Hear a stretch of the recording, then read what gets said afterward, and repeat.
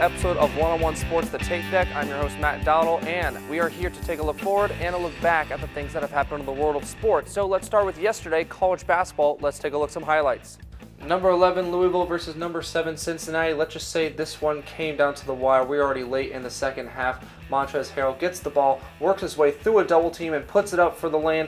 Tough basket, giving Louisville a little bit further of a lead. Now Cincinnati trying to come back, and when you're making jumpers like this, Kilpatrick makes it. That's going to help your team out. Now, $1:20 left. Cincinnati up by 3. Louisville trying to get on the board. Russ Smith feeds Harrell, who puts it in for the dunk. Down by 1. Just over a minute left.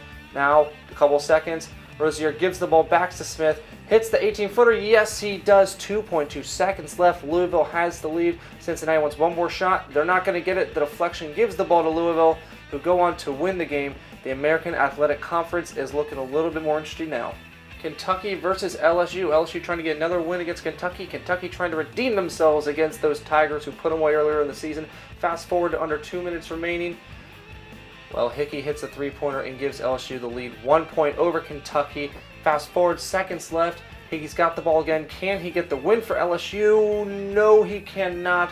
We're going to overtime, 65-65. Close game. Kentucky down by 2. A couple minutes in. James Young drives, floats the ball in the basket, ties it up. And now we're at the end of overtime. Couple seconds left.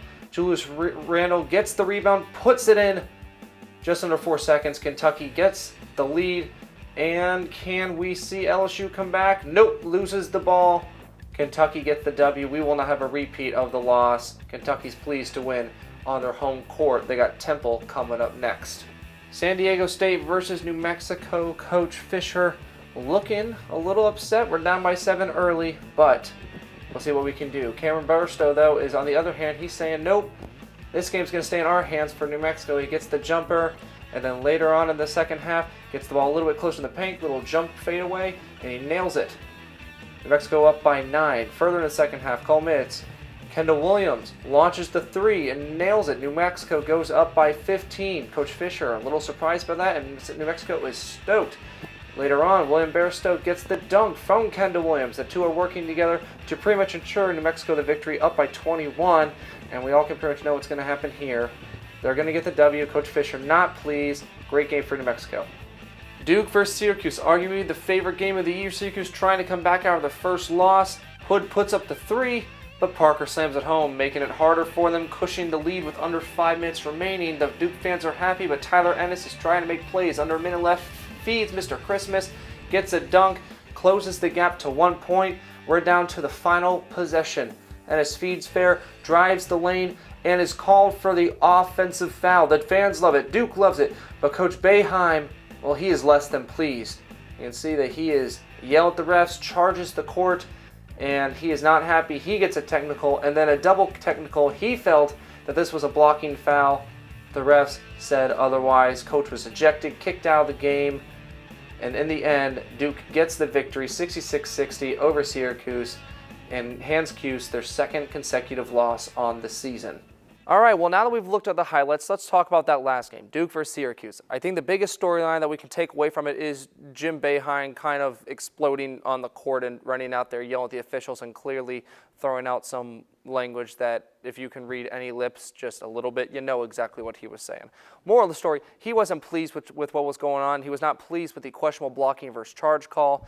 And ultimately, his double technical, my personal opinion, pretty much threw the game away from for Syracuse. Don't think they were going to win regardless, but when you give a team a free 3 out of 4 free throws, that's not so good. But on the positive side, if there's anything I'm going to take away from this, it is nice to know that Jim Boeheim, who has almost coached his team to 1,000 wins, is still this fired up about the game of basketball. The fact that a questionable call late in a game can make him get that emotional, want to charge the court and stick up for his team, that's awesome to see. Coach Boeheim is a class act. This was not his brightest moment, and it did not represent the university well, but he has done more than enough to prove that he is a great college coach and a great person to begin with, and to me, this only establishes how much he loves and has passion for the game. Now, moving from the NCAA to the NBA, Jason Collins, as we know, last year came out and said that he was an openly gay athlete, but at the time he did that, he was not on an NBA roster until today. He is going to sign a 10-day contract with the Brooklyn Nets, which would make him the first openly gay athlete in any of the 4 major sports in the United States. That's a pretty big deal, especially with the NFL draft coming up and Michael Sam having just come out. This is a big deal. It maybe sets a little bit of a precedence that, hey, a gay athlete can survive in the league, as Jason Collins has done, but also can do it in a situation where everyone else around them knows of their sexual orientation. I'm excited about this. I'm excited to see where this goes, and I'm excited about the idea that professional sports, and particularly sports that have been generally known as being manly and testosterone-y, like basketball and like football, are becoming more accepting and open to every single person to join their respective leagues. All right, now that we've taken a look at the NBA, let's go over to the NFL. Combine's going on right now. The draft is coming up next April. Every team is doing their research, trying to see which guy they want to pick, whose stock is rising, whose stock is falling. So without further ado, let's go ahead and do my top 5. At number 5, you got the Oakland Raiders. They have a tendency to like to pick fast guys, fast wide receivers. And I think this trend is going to continue when they take Sammy Watkins this year. Sammy Watkins is fast, and then he has top-end speed, a second gear that he can kick it into to beat the defense and get over the top. He also is a pretty good route runner, has great hands, and is aggressive when it comes to getting the ball. He's got good size, he can get off the field and get off blocks. Overall, best receiver on the board for me, and I think Oakland's going to go ahead and take him. Hopefully, he can do better than previous receivers. Yes, Darius Hayward-Bay, I'm looking at you. At number 4, you have the Cleveland Browns. If anything, they need quarterback help, and that's why I think they're going to take Teddy Bridgewater, the most pro-ready quarterback, in my opinion, of all the quarterbacks in the draft. I don't think any of these quarterbacks stand out as much in the past as maybe the Andrew Luck or the Robert Griffin did a couple of years ago, but there's anyone who can have pretty immediate impact and consistently be able to play well, or at least have that sort of expectation, it will be Teddy Bridgewater. I'm not expecting a lot out of him. Cleveland's offense does not have too much to offer, but he hopefully will make a strong person at the helm of the offense, and eventually over the next couple of years could lead them to a couple more victories. At number 3 are the Jaguars. They need help everywhere. Frankly, if this entire draft could go strictly to them, that is maybe the one sole reason they could be successful. However, we'll give them the best piece of raw talent that we have, and that's Jadeveon Clowney. As much as I wanted to give him a quarterback, Clowney is a freak of nature, a freak athlete, 6'5", 250, 45-ish pounds, and he's looking to run a 4.4 40. He gets off blocks, he hits hard, and he is just so impactful in a game. And Jacksonville needs that, something to liven up their team, something to liven up their coaching staff, and something to liven up their fans. And Clowney will bring that. At number 2, we got Greg Robinson, the tackle out of Auburn. And you know what? Probably the best tackle in the draft. The man has great feet, great hands, great blocking ability. The only thing I want to see him work on, frankly, is just staying aggressive and consistent through his blocks and through his effort during the entire course of a game. And therefore, he's going to go to St. Louis and hopefully shore up that offensive line and give Sam Bradford an opportunity to not get injured and to use the weapons that he has around him. And finally, number 1, the Houston Texans. It's got to be Johnny Manziel. I'm not saying I love the pick. I'm not saying he's the best quarterback in the world. However, he is a game changer, and this team actually has a lot of talent.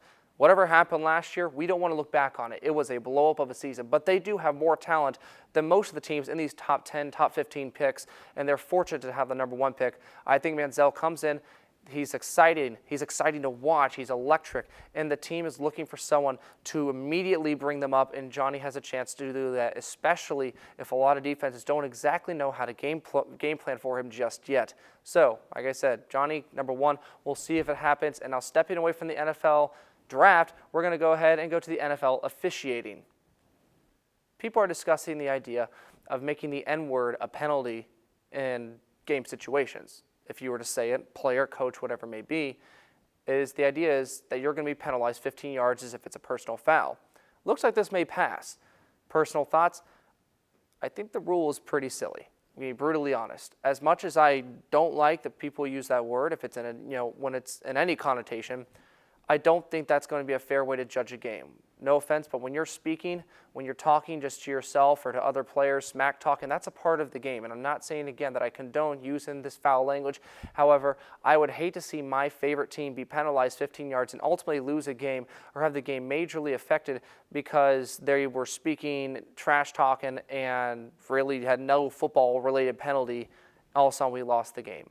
I like the idea that we're trying to clean up the field. I like the idea that we're trying to clean up the athletes who may be using this foul language. However, if this ends up costing one of my teams a victory next year because we got a 15-yard penalty and therefore couldn't kick a game-winning field goal, I'm going to be a little irritated. But that is all the time that we have on this episode of the Tape Deck. Thank you for stopping by, and we'll see you next week.